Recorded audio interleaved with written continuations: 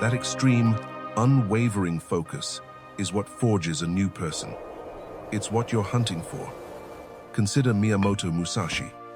He mastered it, becoming the greatest samurai philosopher the world has ever known. His text, The Book of Five Rings, lays out the entire blueprint. 5 core principles to transform you from soft and distracted into a force of nature. By the end of this, you'll know exactly how to use them to achieve discipline that is absolutely unbreakable. It begins with the Earth Ring, which forces you to confront the brutal truth of your current state. The Earth Ring demands radical self-assessment. Most people feel busy. They aren't. They're just hopelessly distracted. Musashi wrote of the warrior's twofold way of pen and sword. He meant you must train both your mind and your body equally. But first, you have to clearly see where both actually stand. After killing Sasaki Kojiro in his most famous duel, Musashi didn't celebrate. He vanished into a cave for 2 years. He spent that time studying his own shortcomings. The winner spent 2 years analyzing why he almost lost. That is Earth Ring thinking. Let me show you what this looks like right now. Take someone who believes they are productive. Let's call him Alex. Alex wakes up exhausted, instantly grabs his phone, and checks emails in bed. Starting the day productive, he tells himself. He gets to work late, opens 15 browser tabs, and bounces wildly between tasks. His lunch break turns into 90 minutes of mindless scrolling. The afternoon is more tab switching, more phone checking. He gets home by 7, utterly drained from being busy. Sound familiar? Alex decided to track his time usage, minute by minute, for 1 week. The results were a shock. 6 hours a day on his phone. Maybe 2 hours of genuine, focused work. 8 hours of frantic motion that produced absolutely nothing. That's the Earth Ring principle in action. Know the smallest things and the biggest things. Musashi meant know every tiny detail and the complete picture. Most people know neither. Here is what tracking always reveals. You aren't busy. You are weak. You don't have a time problem. You have a focus problem. You don't need more hours in the day. You need to use the hours you already have. Alex's revelation hit hard. He wasn't some productivity machine fighting against the clock. He was an addict, a compulsive distractor, lying to himself. His overflowing schedule was just empty movement. His exhausting days were entirely self-inflicted. Most people discover they are genuinely productive for maybe 2 or 3 hours daily. The rest is fake work, busy work, avoidance disguised as effort. This is why motivation fails you. You can't motivate your way out of a delusion. You need Earth Ring honesty first. Track everything. See the ugly truth. Accept that you have been living a lie. Here is the thing about reality. It does not care about your excuses. Musashi didn't either. In Dokudo, he wrote, accept everything just the way it is, not the way you desperately wish it was. Once Alex saw his real numbers, everything changed. Not because he suddenly decided to try harder. It was because he could not unsee the truth. 6 hours on the phone, 2 hours of real work. Those numbers were burned into his brain. But here is where it gets interesting. Knowing you're weak is only step 1. What happens when you actually try to change? When you make your first real attempt at discipline, that's where the water ring comes in. The Earth Ring shows you reality, but the water ring teaches you what to do when that reality starts fighting back. Alex saw the truth. 6 hours wasted daily, 2 hours productive. His initial response? A complete massive overhaul. Wake at 4 a.m. 2-hour workout. 8 hours of deep work. Cold showers, meditation, 2 hours of nightly reading. Day 1, he lasted until 6 a.m. He crashed. He quit everything by noon. This is where the water ring saves you. Musashi wrote, water adopts the shape of its receptacle. People assume this means be flexible. Wrong. It means stop fighting reality with your perfect fantasy plans. Here's what nobody tells you about Musashi's early career. He never used the same weapon twice in his first 20 duels. Sword, spear, wooden stick, bare hands. Why? He was learning that rigid plans always break against reality. Alex's mistake is universal. You see your weakness, so you create a perfect, military precision schedule with zero flexibility. Then reality hits, you fail, and you quit because you think you're not disciplined enough. Wrong. You're not water enough. Here's what Alex learned. Instead of waking at 4 a.m., he woke 30 minutes earlier than usual. Instead of 2-hour workouts, he did 10 push-ups. Instead of 8 hours of deep work, he did 25 minutes of focus, then took a break. Pathetic. That's what Alex thought, until week 2 arrived. By then, he had done 70 push-ups and logged 175 minutes of focused work without failing once. That's the water ring principle in action. Flow around obstacles instead of smashing into them. Can't do 100 push-ups? Do 10. Can't read a chapter? Read 1 page. Can't meditate for 20 minutes? Do 2. Do you think you're different? Do you think you can somehow skip the fundamentals? Even Musashi started with wooden practice swords. He spent years performing basic cuts before his first real duel. Here is the strategic genius. Musashi wrote, "In strategy, make the enemy think you are far away when you are near. Applied to discipline, you make the task think it's defeating you while you are actually winning. Your brain expects you to quit the gym after 10 minutes. Go for 11. It expects you to give up on page 1. Read to page 2. Each minuscule victory is actually rewiring your identity.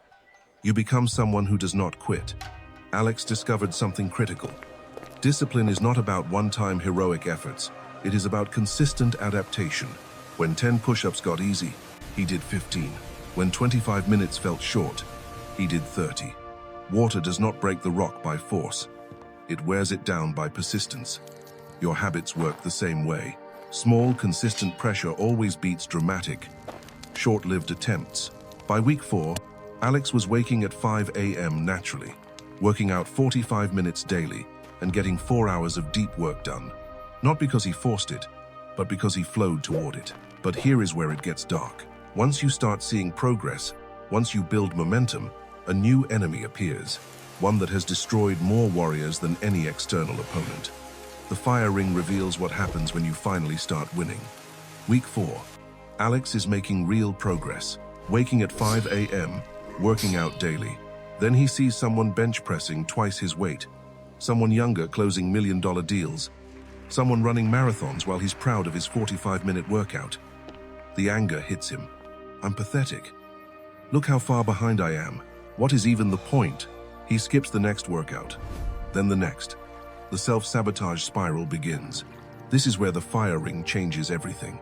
In The Book of 5 Rings, Musashi writes about fire and its nature, how it spreads, consumes, and transforms. Most people allow anger to consume them. Warriors use it to forge themselves. Musashi learned this young. His father died when he was 7.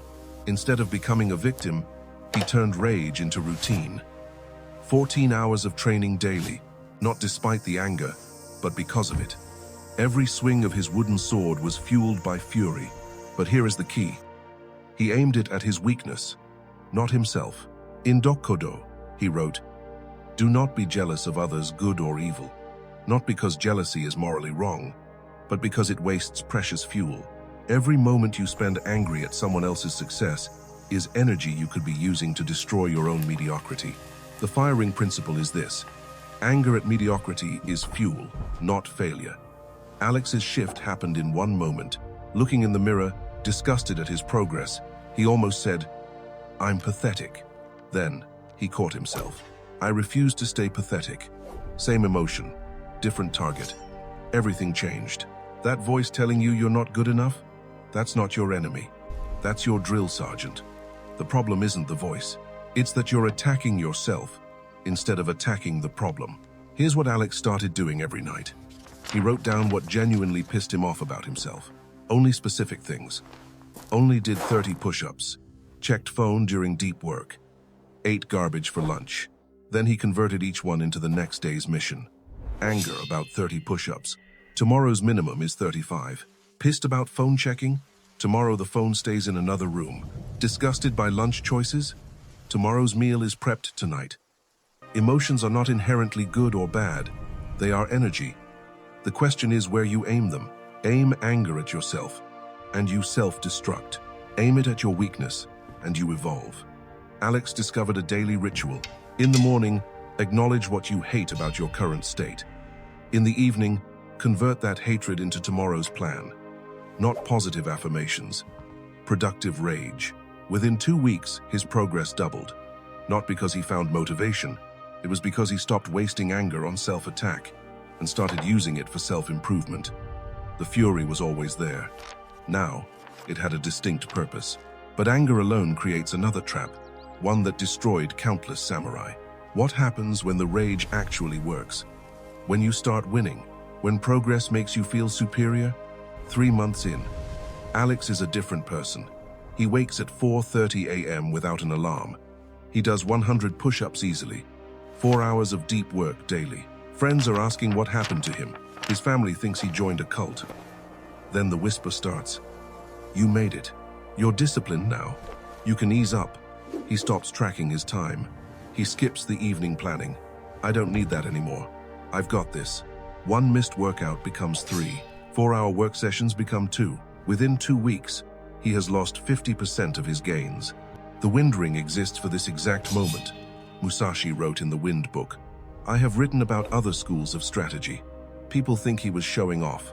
No, he was explaining why he never stopped learning, even after 30 consecutive victories. Here's what most people don't know. At age 50, after defeating every sword school in Japan, Musashi said, I have not yet reached the way. 50 victories, undefeated, still calling himself a student. Why? Know your enemy. Know his sword. The enemy isn't other people. It's the version of you that thinks you've finally arrived. Musashi studied other schools obsessively, not to steal techniques, but to stay humble. Every time he thought he knew everything, he'd find another approach that exposed his gaps. This kept him razor sharp while others got soft. Alex learned this the hard way. The moment he stopped tracking was the moment he started falling.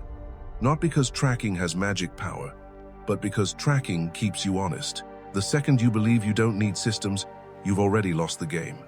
Here is the contrast that hurts. Musashi at 60 victories. I am a student. You at 60 days. I got this. He stayed hungry after decades. You got comfortable after weeks. The wind ring reveals something deeper. Every level of discipline has its own unique challenges. The beginner's challenge is starting. The intermediate's challenge is consistency. The advanced challenge is not believing you are advanced.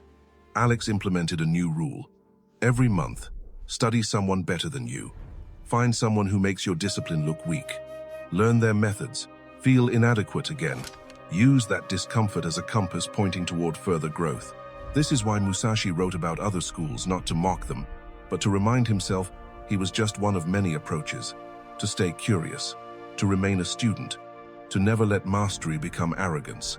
But knowing you must stay humble and actually remaining humble while you are winning, that's entirely different. Which brings us to the final ring, the one most people never reach. The one that explains why true masters seem completely different from everyone else. The daily battle never truly ends. 6 months in, Alex hits a wall. Not physical, existential. He realizes something that almost breaks him. This never gets easier. Ever. He'll wake at 4 a.m. forever. Track his time forever. Fight his weakness forever. The thought makes him sick. When does it end? When do I finally get to just be disciplined? Never. That's what the Void Ring teaches. Musashi's Dokudo contains the answer. Accept everything just the way it is. Not accept defeat. Accept reality. And reality is that discipline is war, and that war never ends. In the void is virtue and no evil. The void is the space where struggle becomes natural, where hard becomes normal, where discipline stops being something you do and becomes someone you are. Here's what breaks most people. They think discipline is a bridge to an easier life. Train hard now, coast later. Build the habits now, cruise on autopilot later.